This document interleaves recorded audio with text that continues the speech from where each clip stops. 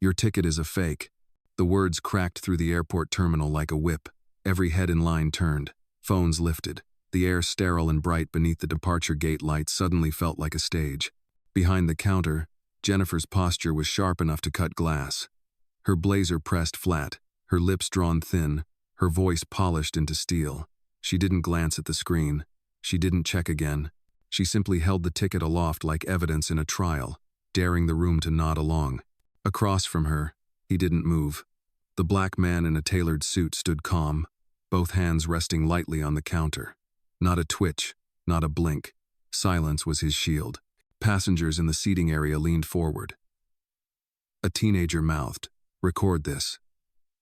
A woman clutched her carry-on tighter. The hum of the overhead speaker announcing Flight 267 to New York became background static because all eyes had locked on this standoff. Jennifer leaned in closer.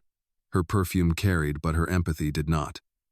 "We've seen this before," she added, her tone dripping with accusation. "Cheap fakes, printed online. You people think you can just walk into first class like it belongs to you." He exhaled slowly, not in defeat, but in control. His eyes fixed on the torn edge of the boarding pass, the corporate logo stamped clear, the ink that was no forgery. And then he looked up at her, not with anger, but with the weight of someone who had heard this script before, too many times, in too many places. From the back of the line, a voice whispered, "Why does he look like he belongs here more than anyone?" Another answered, "Because he does." Jennifer tapped the counter with manicured nails, each click echoing like a gavel. "Step aside, sir. Wait outside until security arrives." Silence again. His stillness filled the space more loudly than her command. Even the scrolling flight updates on the monitor seemed to pause. He adjusted his cufflink once, deliberate, as if anchoring himself. And though he hadn't spoken yet, the tension bent toward him. Passengers could feel it. Something was about to break, not against him, but around him. The moment stretched thin, almost unbearable, and then the narrator's voice slid in, steady and knowing. "Before we continue, where are you watching from? Drop your city or country in the comments below. And if you believe in dignity and justice, hit like and subscribe. These stories spark change, and we're glad you're here. Now, back to him." The man finally spoke. His voice was quiet, but it carried like thunder rolling under marble floors. "Only 12 of these tickets exist in the world, and you're holding one." The room froze. Jennifer blinked. The crowd leaned forward as if history itself had just tapped them on the shoulder. This was no ordinary passenger, and this was no ordinary fight. His name was David Cole, 44 years old. A self-made billionaire who grew up with little more than grit, a stubborn will, and a grandmother who taught him never to bow his head to arrogance. This morning, though, he chose simplicity. A dark suit cut clean, no designer logos, no entourage trailing behind. His shoes were polished, but not flashy. He carried only a slim leather folder, the kind you might mistake for paperwork, instead of what had held the rarest boarding pass on Earth. The pass Jennifer now dangled in front of the crowd wasn't counterfeit. It was a Horizon Elite Founder's ticket, only 12 ever printed. 12 slips of paper that gave lifetime first-class access anywhere in the world. 12 seats that could never be reassigned, never revoked. And every one of those tickets had David's signature on the back because Horizon Airlines existed because of him. But Jennifer didn't know that, or maybe she didn't care. To her, he was just another man who didn't look the part. David had arrived at the terminal alone by design. No bodyguards, no staff to run interference, no fanfare. It was a test. He'd been hearing whispers for months, stories of how gate agents sized up passengers not by their names, not by their bookings, but by their clothes, their skin, their posture, and so he decided to see it for himself. Now he stood here, calm in the eye of the storm, while his silent test unfolded exactly as he had expected. Behind him, a mother shifted her toddler from one arm to the other, whispering, "He looks so sure of himself." In the corner, 2 college students nudged each other, one muttering, "Man, he's not even sweating." But David wasn't thinking about the crowd. He was thinking about Atlanta, 1999. 20 years old, broke, and dressed in second-hand slacks, trying to board a regional flight for his first job interview. A gate agent had looked him up and down, shook her head and said, "Sir, this isn't your seat. People like you don't fly here." He missed that flight, missed that interview, and for weeks afterward, he walked the city with blistered feet and a blistered pride. But out of that humiliation came fire. Out of that rejection came resolve. And today, decades later, that same fire burned steady in his chest. Jennifer's words, "fake ticket, wait outside," weren't new. They were an echo. The difference? This time, David owned the sky she thought she controlled. Jennifer didn't lower her hand. The torn edge of the boarding pass trembled slightly, but her voice carried sharp and certain. "Sir, I'm going to ask you one more time. Step aside. Real passengers are waiting." Her words weren't just procedural. They dripped with condescension, each syllable pushing him further out of place as if dignity could be denied by repetition. David's jaw tightened, but he didn't move. He let the silence do the work. From the left, another employee strolled over. Daniel, early 30s, tall, smug. His tie was loose, his confidence not.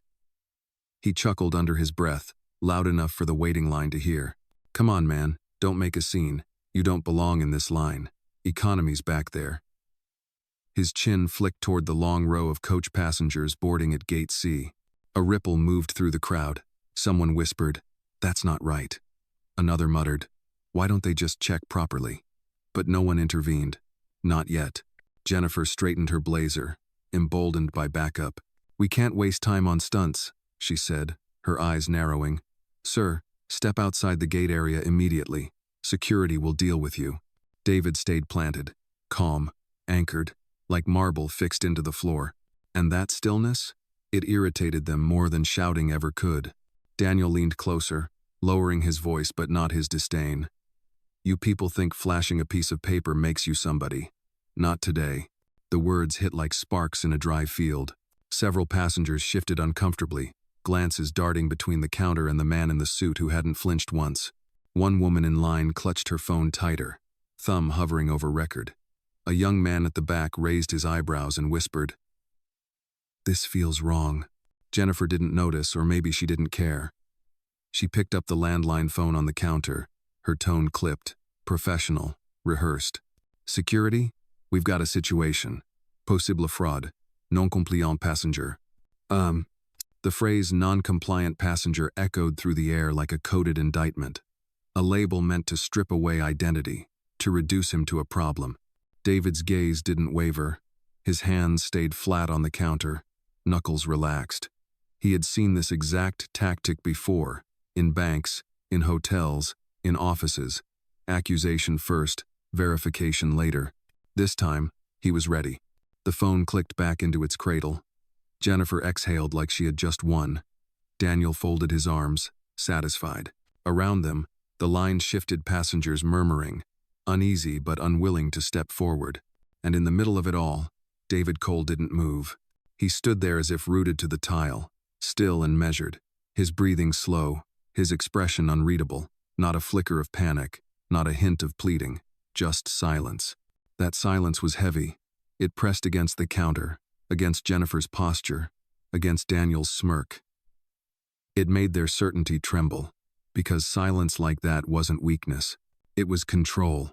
Jennifer cleared her throat, trying to pierce it. "Did you hear me, sir?" I said, "Wait outside." He tilted his head slightly, eyes narrowing just enough to let her know he had heard every word. But he offered none in return. Behind him, a cough broke the quiet.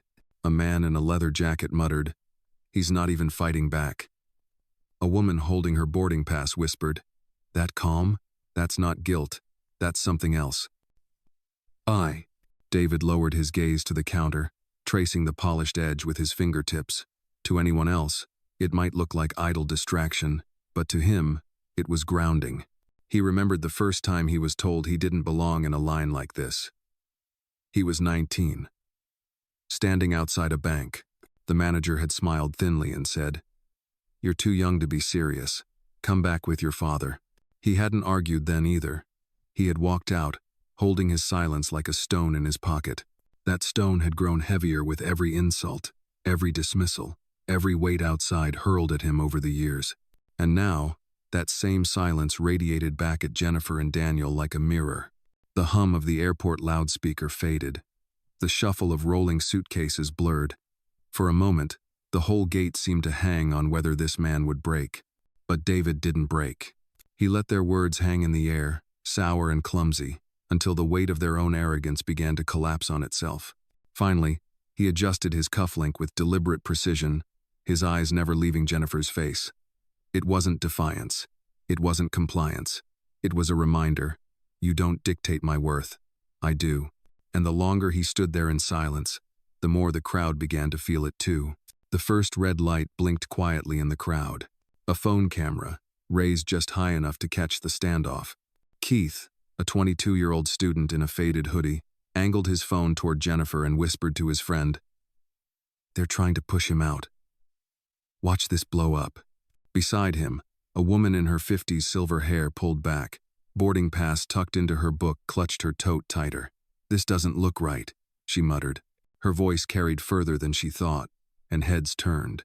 Jennifer caught the movement. Her eyes narrowed at Keith's phone. "Put that away," she snapped, her tone clipped, desperate to reassert control. "This is a private security matter." But the damage was done. Another passenger lifted a phone. Then another. A quiet chain reaction. Screens angled, lenses glowed, witnesses multiplied. David still hadn't spoken.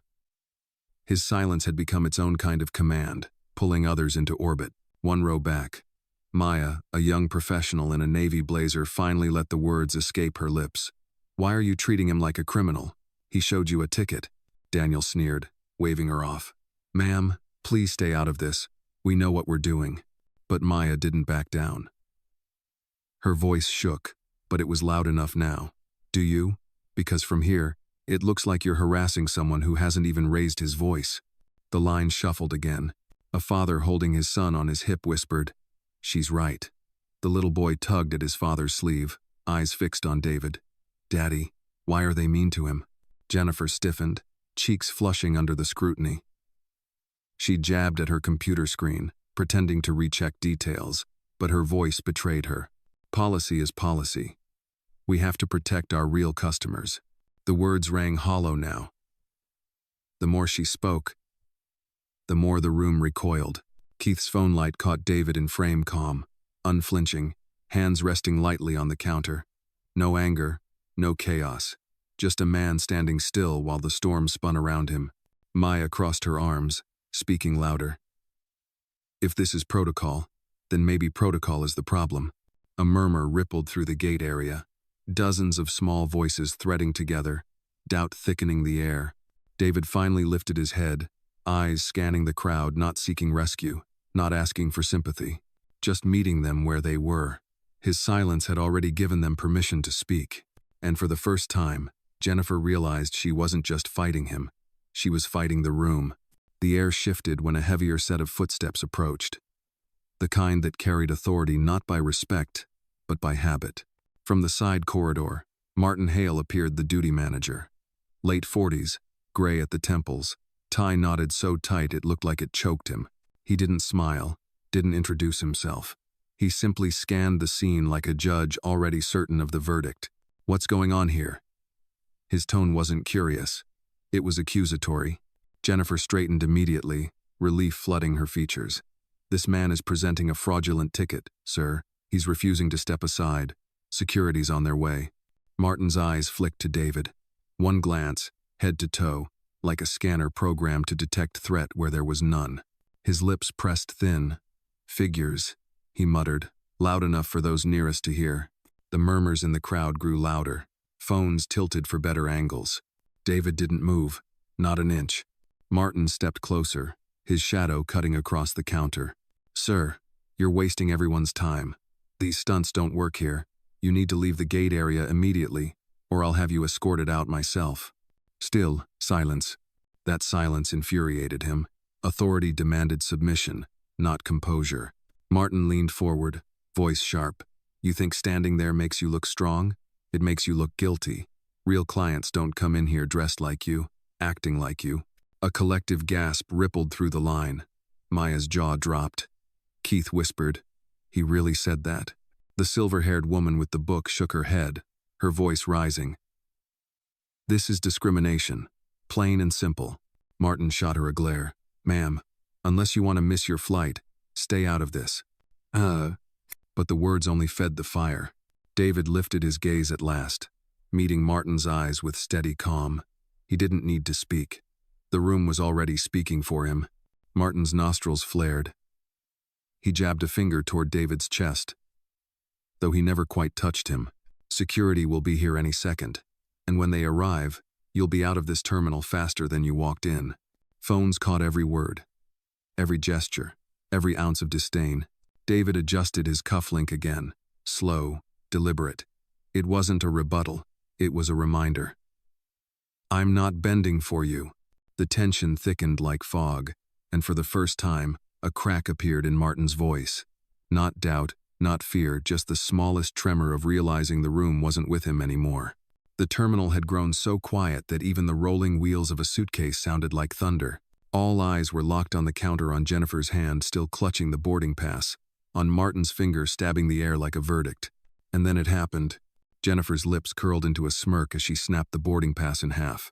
The rip tore through the silence like a scream.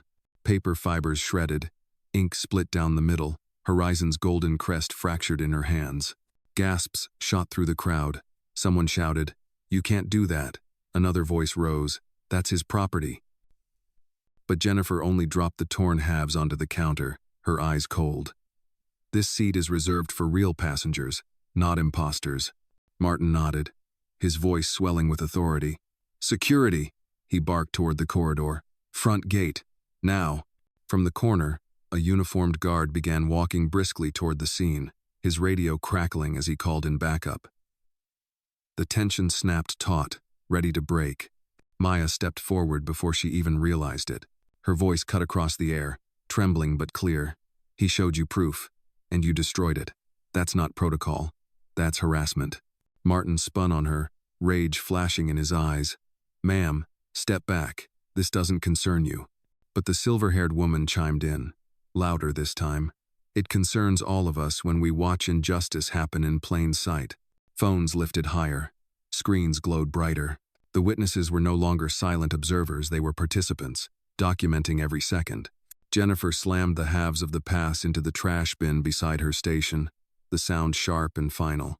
"Problem solved," she muttered, brushing her hands as if ridding herself of dirt. David's eyes followed the scraps of paper sinking into the bin. His posture never faltered, but the stillness around him felt heavier now, like a storm cloud pressing against the roof. He inhaled once, slow, exhaled steady, no outburst, no plea. Just that calm that unsettled them more than anger ever could. The guard closed in, hand resting on his belt. Martin puffed his chest, certain the end was near. "You're done here," he declared, voice booming for the room. "Fraud won't board this plane. Not today." The crowd recoiled. Keith muttered into his phone camera. They think they just ended him, but what they didn't know, what none of them knew, was that the end was only theirs. David adjusted his cufflink again, eyes locked on Martin, and for the first time all morning, the silence he carried was about to give way to something sharper. The torn ticket still lay buried in the trash bin. The guard's shoes thudded closer across the polished tile. Martin's jaw was set, Jennifer's smirk triumphant. But David? He moved with the precision of someone who had already calculated every step. He slid a phone from the inner pocket of his suit jacket. No rush, no panic, just calm inevitability. His thumb pressed a single contact, the screen glowing against his steady hand. "Rachel," he said evenly, his voice carrying without strain. "Initiate verification protocol, now." The guard froze mid-step, uncertainty flickering across his face. The name Rachel meant nothing to him, but the confidence in David's tone, like a man giving orders, not requests, planted doubt. On the other end, a crisp female voice answered instantly. Clear, efficient, prepared. "Confirmed, Mr. Cole. Protocol engaged. I'm linking Horizon's live system to your profile. Stand by." Jennifer blinked, caught off guard. "What are you doing? Making a phone call won't save you." David didn't look at her. He didn't need to. His calm was louder than her contempt.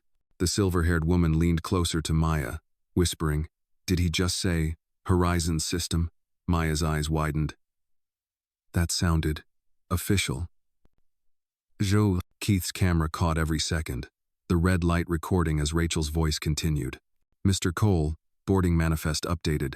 Elite Founders ticket verification pushed live. Internal audit notified. Timestamp locked. Martin's face drained of color, though he tried to mask it with a scoff. What kind of nonsense is this? He's bluffing.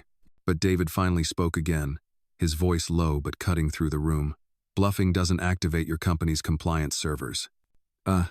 Gasps rippled through the crowd. The guard hesitated, hand shifting from his belt. For the first time, the balance wavered. Jennifer leaned over the counter, desperate now. You can't just hack into our system with a phone call. David's eyes locked on hers. I don't hack systems. I built them. The words landed heavy, undeniable. Phones caught it. Passengers murmured, piecing together the truth. Rachel's voice chimed back in, calm as ever. Mr. Cole, confirmation complete. All 12 Elite Founders tickets remain active. Your personal signature is visible in the archive. And, her tone sharpened, incident report has been flagged with live audio capture. The guard stepped back, the crowd leaned in, and Martin, for the first time, had no words ready. David adjusted his cufflink once more, eyes steady. You wanted security? You're about to get it, just not the kind you called. The terminal seemed to hold its breath. The guard hovered uncertainly. Martin's hand twitched near his tie, as though loosening it might release the pressure building around him. Jennifer's smirk faltered into something tighter, brittle, and David Cole finally broke his silence. You called my ticket fake, he said, his voice calm, almost conversational. In the airline I own, the words weren't shouted. They didn't need to be. They cut through the air sharper than any outburst. For a moment, no one moved. Then a ripple of disbelief swept through the crowd. Keith's camera shook as he muttered, Wait, did he just say he owns the airline? Maya's lips parted, her voice hushed but firm. I think he did. David reached into his leather folder, pulling out a single document heavy stock, embossed seal, Horizon's crest gleaming under the fluorescent lights. He laid it flat on the counter, sliding it toward Jennifer with deliberate grace. Horizon Airlines, he continued, his eyes never leaving hers, was founded on the belief that the skies belong to everyone. 20 years ago, I built it from nothing, and I haven't missed a flight since. Jennifer's hands trembled as she stared at the document. Shareholder ledger, founder's signature. His name etched not in ink, but in the DNA of the company itself. Martin swallowed hard, his bluster faltering. That doesn't mean... David cut him off, his tone sharper now. It means every decision you've made in the last 10 minutes will be reviewed not as policy, but as prejudice. And it means the only thing being escorted out of this terminal today is you. Gasps erupted. Someone in the crowd clapped once, hesitant, then louder. Another followed. Within seconds, a wave of applause filled the gate, phones raised high, passengers nodding, cheering. The guard stepped back fully now, radio lowering to his side. His eyes met David's, then dropped in silent acknowledgement. Jennifer stammered, words breaking apart. You should have said something earlier. David leaned in just enough, his voice dropping low, dangerous in its restraint. Why should I have to? Why does dignity need to announce itself before you choose to respect it?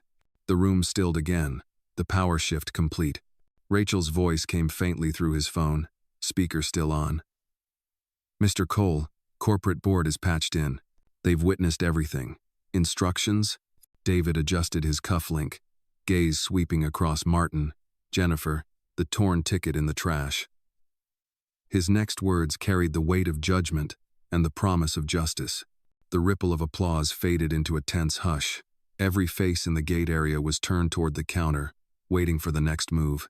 Jennifer's fingers twitched near the shredded remnants of the ticket, as though she could glue them back together and erase the evidence of her arrogance. Her lips parted, but no words came. The certainty she had carried like a weapon just minutes ago had vanished, leaving her exposed. Martin pulled at his collar, his voice cracking as he tried to reclaim authority. This is a misunderstanding. We were just following protocol. Protocol? Maya's voice cut him off, stronger now, emboldened by the reveal. Protocol doesn't say you rip a customer's ticket in half. Protocol doesn't say you humiliate people based on how they look. The silver-haired woman stepped forward, her tote bag swinging at her side.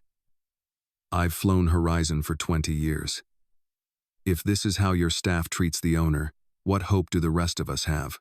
Phones angled closer, the lenses merciless. Daniel, the younger agent who had mocked David earlier, shrank back. His smirk was gone, replaced by a pallor that spread across his face. I didn't mean..." Keith's camera caught him square in the frame. "Say it louder," Keith said, voice dripping with irony. "Didn't mean what? Didn't mean to tell him he didn't belong?"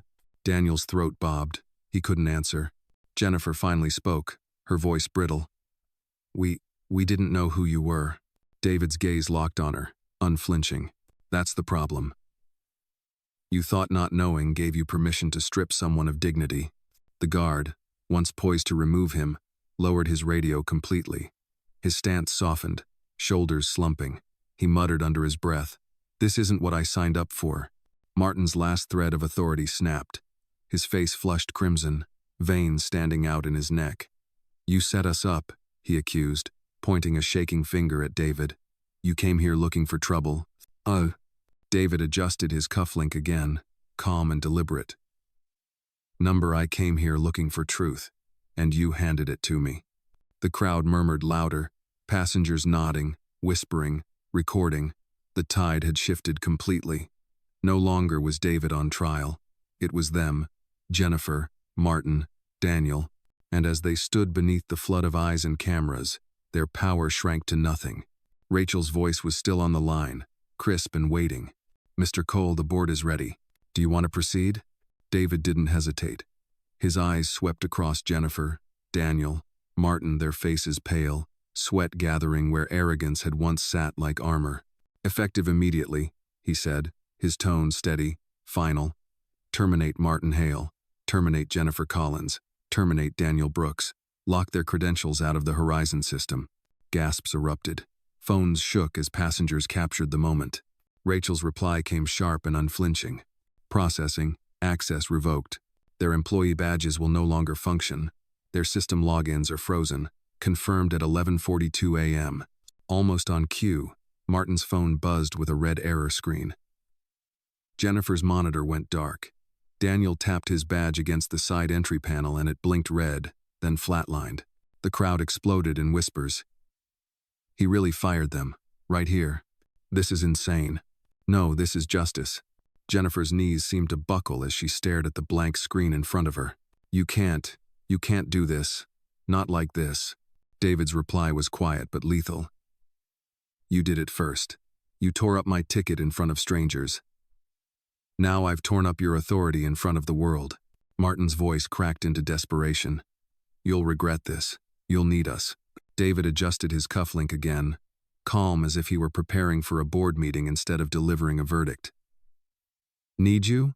The only thing this company needed was proof. Proof of how deep the rot went, and you volunteered it." Maya stepped closer, folding her arms. "They humiliated you, and you didn't even raise your voice. That's power." Keith muttered into his phone camera. "Man just ended 3 careers with 1 sentence." Rachel's voice came through once more. "Mr. Cole, their names are flagged for legal review. Would you like me to archive the footage being captured by passengers in the terminal?" David's gaze shifted across the sea of phones raised high. "No need. The world already has it." Martin slumped against the counter, defeated. Jennifer's face collapsed into her hands. Daniel stared at the floor, lips moving but no sound coming out. And David Cole stood where he had always stood, calm, unshaken, untouchable. The gate was silent except for the steady hum of the terminal lights. The kind of silence that comes not from peace, but from the weight of something irreversible. Martin stared blankly at his darkened phone. Jennifer's fingers hovered uselessly over a dead keyboard. Daniel pressed his badge against the panel one more time, praying for green, but the red light blinked back like a final judgment. Passengers filled the void. Applause broke out, hesitant at first, then thunderous. Phones lifted higher, capturing not just the humiliation of the staff, but the composure of the man who never once raised his voice. David Cole stepped forward, his presence commanding without effort. His gaze swept the room, not just at those who had wronged him, but at every witness, at every phone lens, at every pair of eyes searching for meaning in what they had just seen. You called my ticket fake, he said slowly, voice steady as stone. But the only counterfeit here was your respect. A murmur rippled. He continued. You thought power was in a uniform, a title, a badge. But real power isn't granted by a name tag. It's earned by how you treat people when you think no one is watching. Jennifer's eyes brimmed with tears. Martin's jaw trembled. Daniel lowered his head, unable to look up. David adjusted his cufflink one last time, the gesture deliberate, closing the circle. I don't need to shout to prove who I am, he said, his words cutting with precision. Because in the end, dignity doesn't need permission. It doesn't need validation. It only needs the truth. And today, the truth spoke louder than any of you. The applause swelled again, passengers on their feet, some clapping, some cheering, some simply nodding in solemn respect. Keith's phone stream hit thousands of viewers in real time. Maya wiped a tear from her cheek, whispering, finally. David turned, calm as he had been since the beginning, and walked toward the gate entrance. Not escorted out, not stopped, not questioned. The crowd parted for him as though the very space recognized his authority. Behind him, the former staff stood frozen, their careers dismantled in less than 10 minutes. Ahead of him, the jet bridge waited, quiet, open, inevitable. As he crossed the threshold, the narrator's voice returned, firm and resolute. He didn't need to capture a clip. He didn't need to go viral. He was the result, the living proof that justice doesn't shout. It stands tall, and in the face of prejudice, it never bows. And with that, David Cole disappeared down the bridge, leaving behind not just a flight to board, but a message the terminal would never forget.